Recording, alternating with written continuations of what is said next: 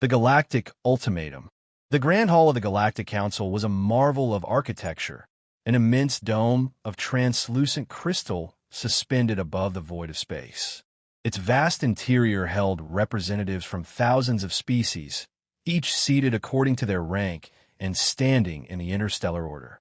Today, the hall was filled with a restless energy. The latest agenda item was one of controversy and consequence. At the center of the room, the Zr'ath Dominion's High Commander, Lord Virik, stood with a sneer etched across his reptilian features. His crimson battle armor gleamed under the artificial starlight, a deliberate show of force.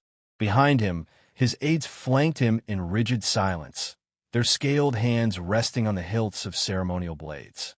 Virik turned his gaze toward the council's presiding chair, where Chancellor Orden, a gelatinous being of the RYYX species, pulsed with unease. "My fellow council members," Virik began, his voice a growl that carried through the chamber.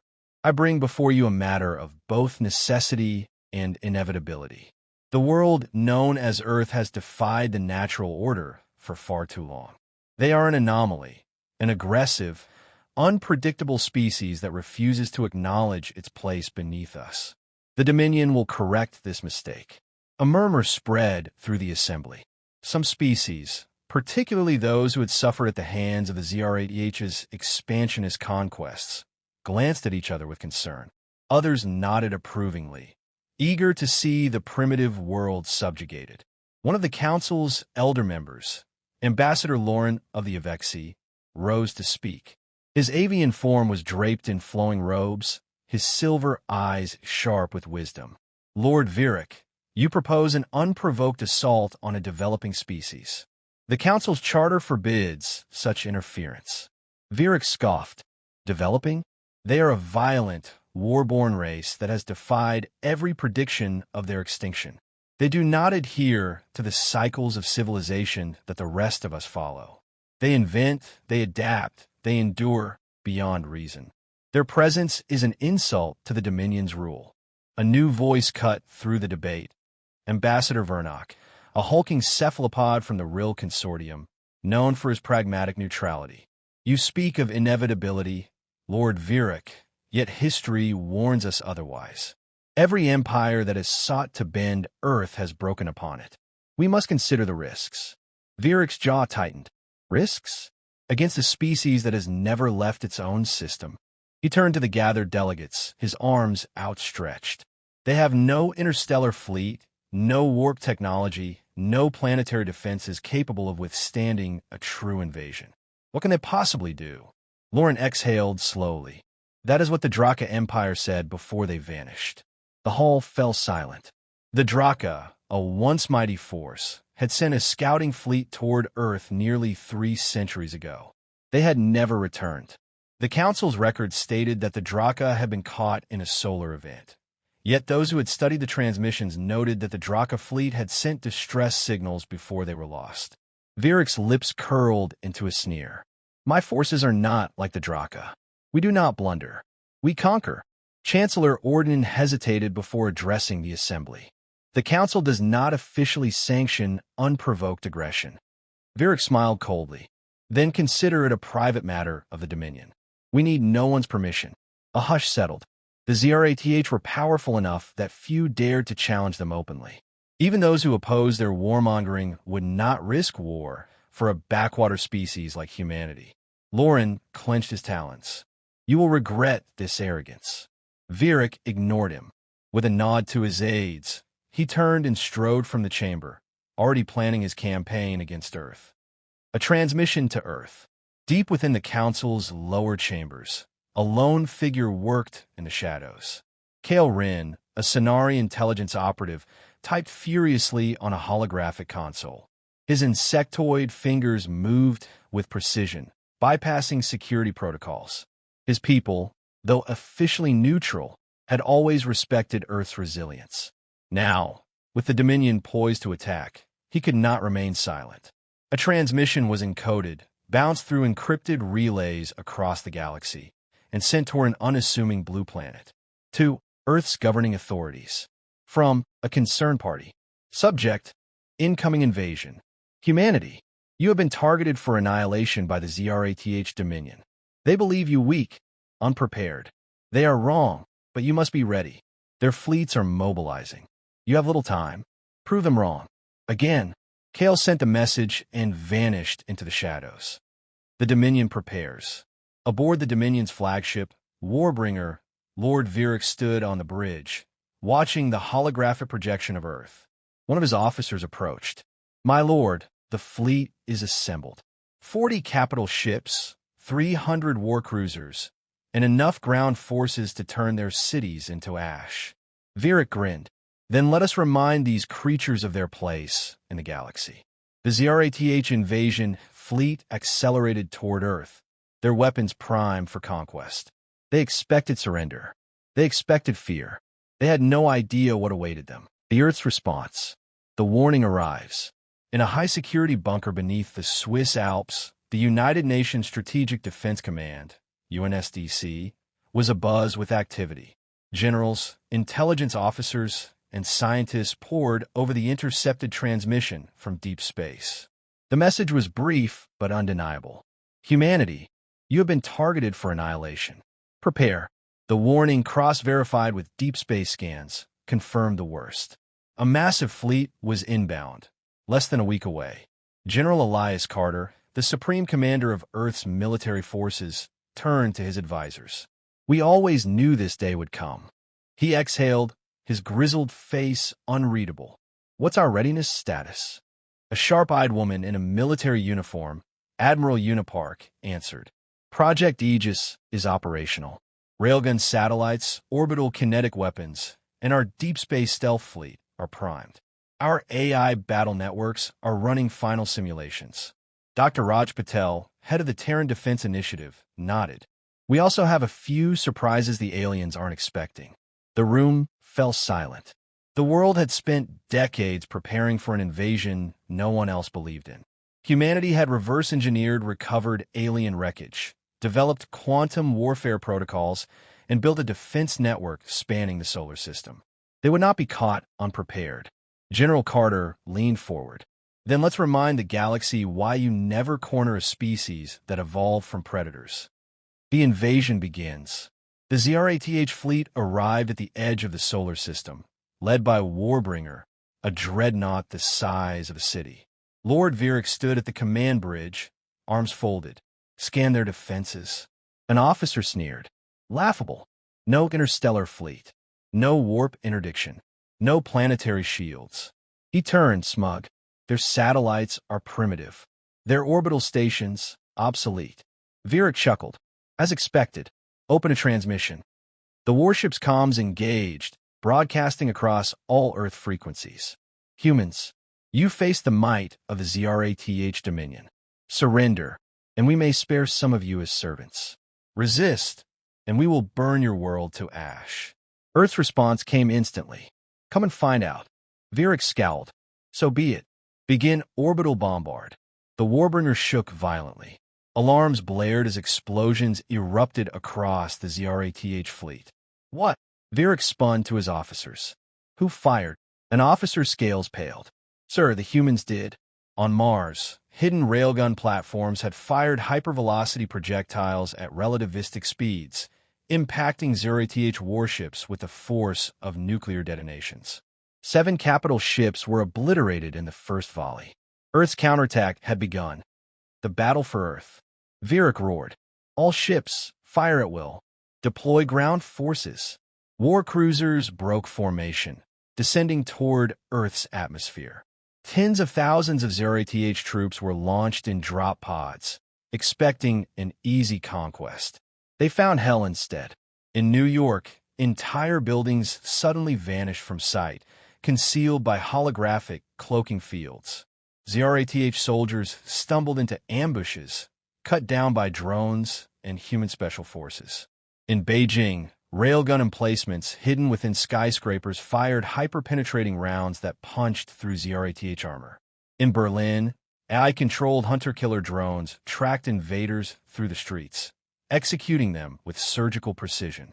In the Amazon rainforest, Zr'ath troops were met with an even more terrifying sight, an environment that itself was weaponized. Nanobot swarms infiltrated their armor, liquefying flesh in seconds.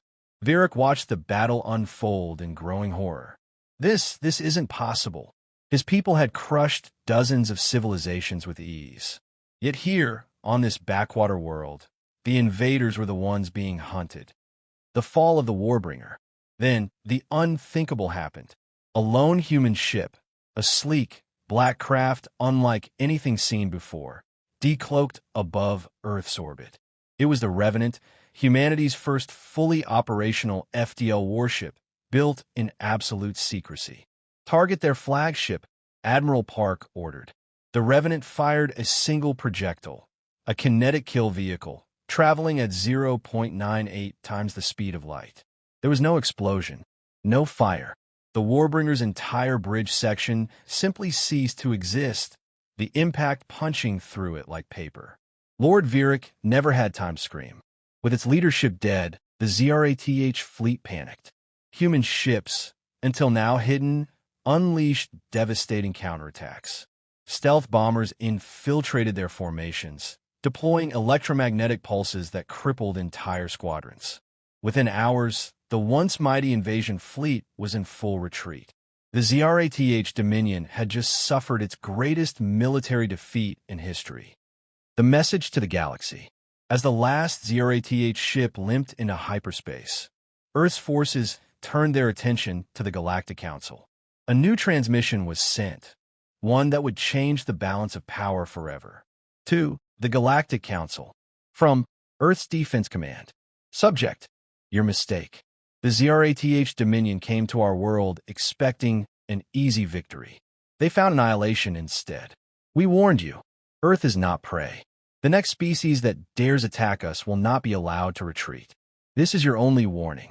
Across the galaxy, civilizations that had once dismissed humanity as primitive now watched with fear. Because Earth had not just survived. Earth had won. The Galactic Council's realization. The aftermath of a catastrophe. The Galactic Council's Grand Hall was silent. Not the quiet of order, but the stunned, suffocating silence of fear. Hundreds of representatives, some insectoid, others reptilian, mammalian, or entirely amorphous, sat frozen in their seats. The war had been over for less than 48 hours, yet its consequences would last for centuries. The Zr'ath Dominion's delegation was absent. Not by choice, but because their entire leadership was either dead or in hiding. In the center of the chamber, a massive holographic projection replayed the invasion's final moments. The destruction of the Warbringer, humanity's ruthless counterattack, and the panicked retreat of the once mighty Zr'ath fleet. For the first time in 1,000 years, the Galactic Council had witnessed the complete collapse of a major power, at the hands of species they had dismissed as insignificant. Chancellor Orden finally broke the silence. His gelatinous form quivered as he addressed the assembly. We allowed this to happen. His voice, usually measured, was unsteady. We sanctioned the Zr'ath's actions through inaction. And now, his many eyes turned toward the empty seats where the Zr'ath delegation had once Saturday. Now the Dominion is in ruins. From the far side of the hall, Ambassador Lauren of the Avexi stood, his feathers ruffled in unease. The humans were underestimated. Gravely, if they have technology capable of destroying capital ships in a single strike, we must ask ourselves, what else are they hiding? The chamber erupted into frantic discussion. They have stealth ships we cannot detect. This is unacceptable. If they have FDL capabilities, then our borders are no longer secure. Should we consider a preemptive response before they become a true galactic power? The last statement sent an icy chill through the room. That was the real fear. Not just what humanity had done, but what it meant for the future. The testimony of a survivor. Bring in the prisoner, Chancellor Orden ordered. The doors at the far end of the chamber opened, and a heavily restrained Zr'ath officer was dragged in by 2 council guards.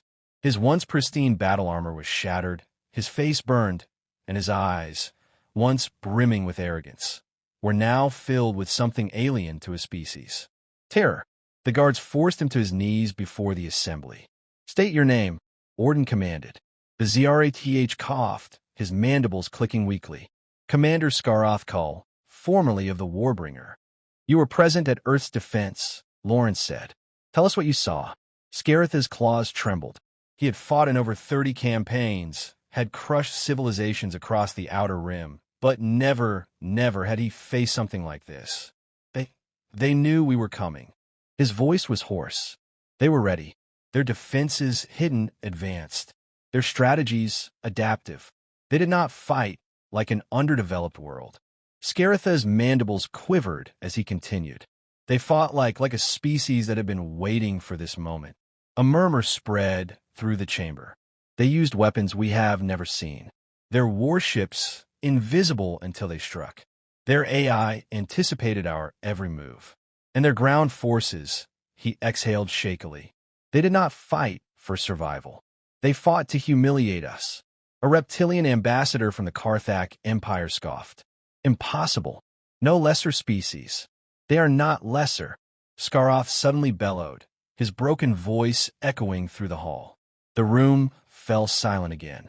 Zr'ath's eyes darted around as if expecting a phantom enemy. They hunt in war. They take no unnecessary losses.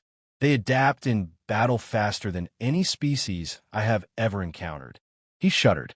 They enjoyed it. A divided council. The testimony shook the assembly. Vernok, the real ambassador, broke the silence. This was not just a failed invasion. His many eyes blinked in thought. This was an extermination. The humans did not just defend their world. They destroyed the invaders. A reptilian delegate hissed. "They have made an enemy of the council." Lauren's feathers bristled. "Or have we made an enemy of them?" Chancellor Orden turned to his advisors. "What intelligence do we have on the human forces post-invasion?" A holographic analyst appeared.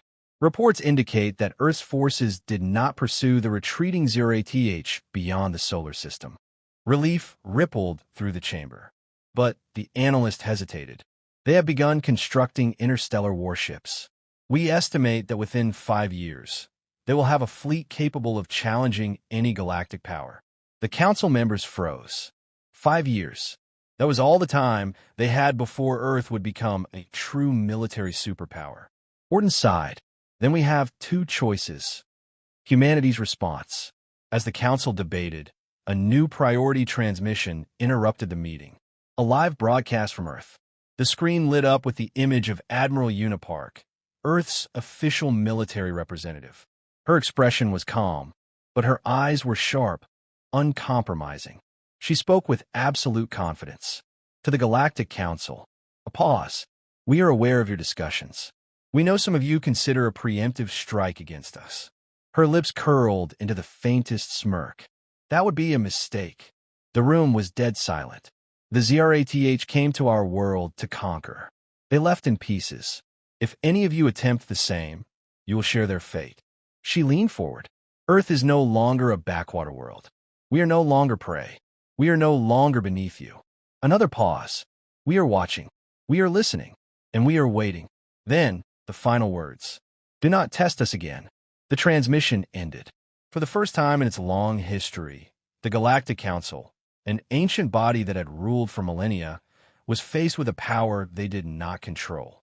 And for the first time, they felt something they had never felt before. You dare attack Earth.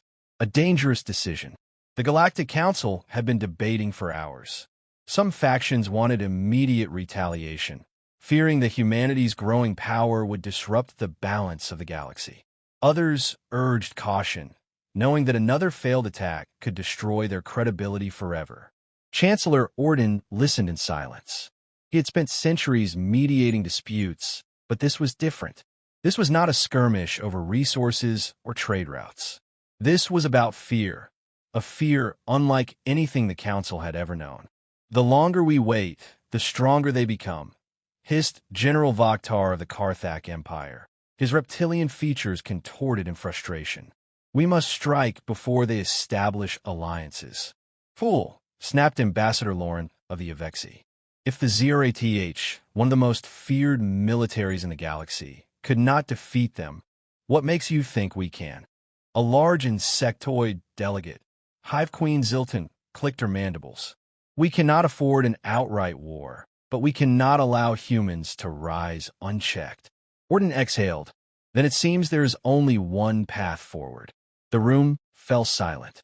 Orden's gelatinous form shifted as he made his pronouncement. We will issue an ultimatum. Earth must submit to the authority of the Galactic Council. They will relinquish their weapons, share their technology, and be placed under observation. A murmur spread through the chamber. And if they refuse? Asked a feline-like ambassador from the Vareshi Syndicate. Orden's many eyes darkened. Then we will erase them. Earth's response. The ultimatum was delivered within the hour.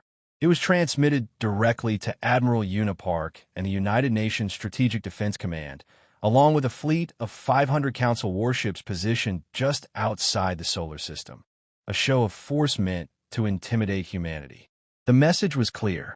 Submit or be destroyed. Earth's response came swiftly.